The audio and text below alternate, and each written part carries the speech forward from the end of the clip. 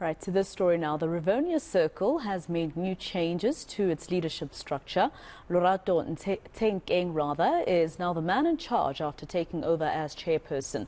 This follows the resignation of communications expert Zibi. Tshekeng is one of the founding board members of the non-profit organization, also known as the think tank in South Africa's political landscape. Let's find out what his plans are to take things forward in the organization. He joins us now via Zoom. Lorato, thank you very much for your time and congratulations on your new position.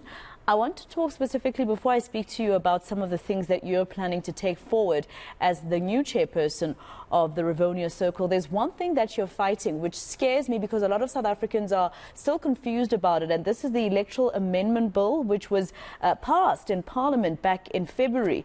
People are still confused in South Africa what it means, and we might be voting in about a year's time. And you've already written to the chairperson of the Portfolio Committee on Home Affairs, etc. Some organizations says it needs to be taken back to the Constitutional Court. Where are you as the Rivonia Circle with this to try and have people understand and make sure we're not cheated as the electorate next year? Good evening, Masejo, and good evening to your viewers, and thank you so much for the congratulatory message.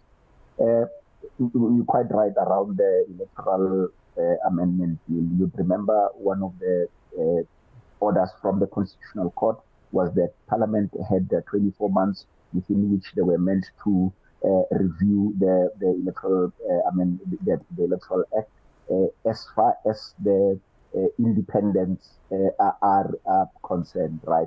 And as part of the conversations, one of the things that we were able to do was to get around with a number of other civil society organizations, namely CASAC and many others around the table, where the biggest thing really was on influencing what had been the outcome from the process that was put together by the Minister of Home Affairs, Minister Aaron Motsoaledi, because there were a number of points that we were quite dissatisfied about. Of course, we had at least a few successes in the process, where two things. One, we were able to have a pushback, and indeed there was the requirement for further consultation. But importantly, the other issues that as a collective we had raised had factored into the final bill that went to the president to enact into an act. He has not signed it into law as yet, as it is required. And of course, the president has the prerogative to he may do a number of things. One is that he may take it back to Parliament. Two, or sign it into law. And as things stand now, he has not signed it into law. And only when he has signed it into law, we'll then get into the next steps in terms of what we then want to raise, particularly as far as the Constitutional Court order was. I want to know what you think as the Rivonia Circle, with some of what the experts have said, like your Tshekeng, who used to head up the IEC at some point, in terms of the Constitutional Court and that 24 months that it gave to Home Affairs to amend the bill, etc. And like you rightly say, the president hasn't signed it into law, and some civil society organizations say that he should let it go back to the Constitutional Court first before he signs it into law. At the end of the day, elections are happening next year. And Tshekeng is one of the experts who are saying maybe the Constitutional Court should extend it further than next year so that they don't create a nightmare for the IEC in terms of the admin that will have to be carried by the IEC if this is just rushed. What do you think about that? The challenge is that, Masejo, is that as the bill is in its state, even if the president were to take it to the Constitutional Court, it is not satisfactory. There are a number of issues that we have raised. For instance, the number of signatures or votes that are required for an independent and a few other things. So it's in our view, there almost is a requirement for a complete electoral reform that we ought to be looking at. So in the interim, which is what you're really asking, of course, we would need to ensure that the elections sit as constitutionally required in the new year. But importantly, if we go in with a flawed law, it is going to disadvantage those that the Constitutional Court had intended to correct. And okay, so tell me, what are your plans then, Lorato? What is it that you think you want to push first on the agenda when you get to your desk tomorrow, day one, in terms of during the week as chairperson of the Rivonia Circle? What is the first thing that you want to do? Thankfully, Maseko, I'm literally just continuing on the work that has been done by the amazing team at the Rivonia Circle. We have a flagship program that we call Democracy Builder, and that program has really been the one that has given us a sense, and we connect with community activists on the ground in communities, and the skew deliberately is to more rural and peri-urban organizations and communities.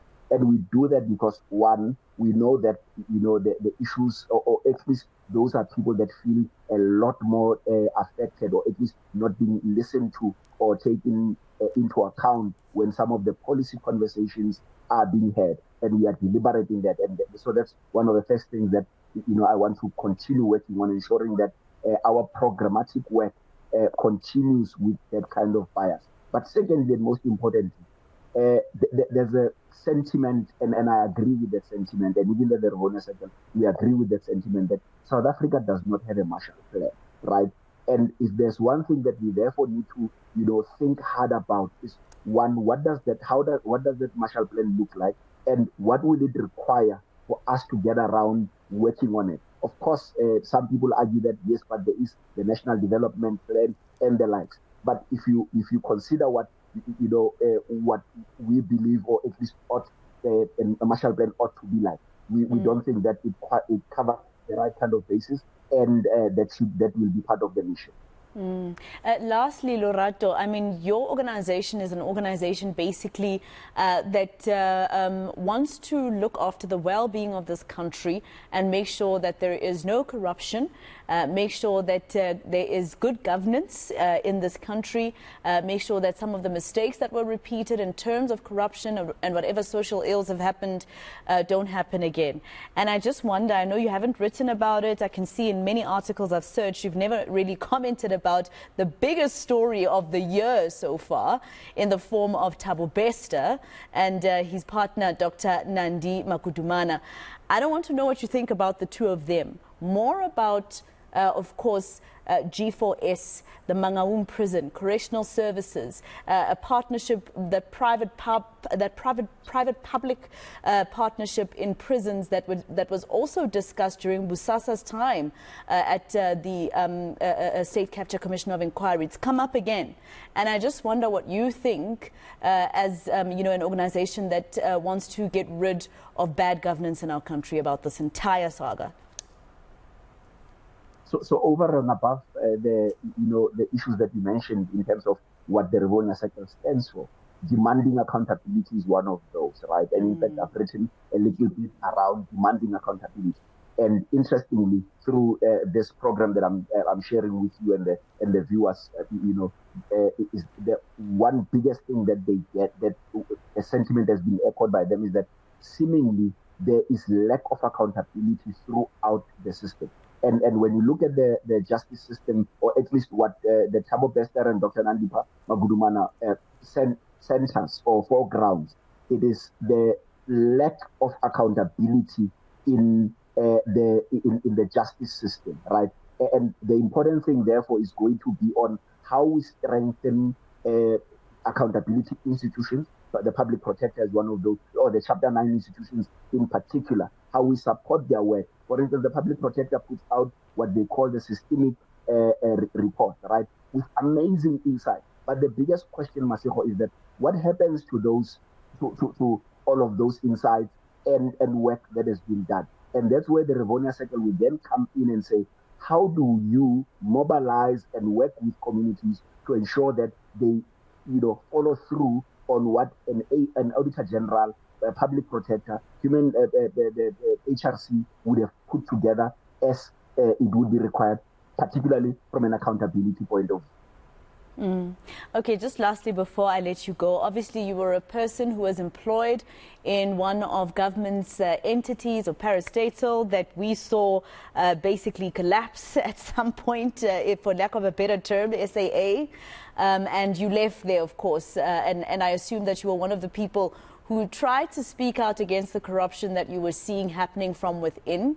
And I just wonder, with the parastatals and what you're seeing with parastatals and state-owned entities today, are we anywhere closer? As Rivonia Circle, what do you think? Are we anywhere closer in South Africa to finding good governance there, or it's such a mess that even government doesn't know what to do? We are far from being anywhere closer to good governance there, Masego, and for a number of reasons, right? One, the kind of issues that continue to be raised by those who are, either in boards of those parastatals, they talk about the political meddling. And unfortunately, the governing party in particular does not seem to want to deal with that issue. And that's one of the first things that the Rivonia Circle believes, that, we ought to be not only mindful of, but really act on it to a great extent. Because when you continue to have politicians wanting to meddle and make decisions on behalf of the board, as shareholders, you are literally taking away the power of those boards. But secondly, and most importantly, is that whenever you get a sense that the governing party in particular, for instance, on public procurement, which is the biggest thing, the biggest area really. When you look at public procurement, you recognize that the fight really is more on there. So whether it's an infrastructure fund or some other big tender that is out there, and if we do not focus on public infrastructure, rather on public procurement, we are still going to be here in many years to come. Well, that would be a very sad state of affairs. Thank you very much for speaking to us, and congratulations with your new position, Lorato Tshenkeng, the new chairperson of Rivonia Circle.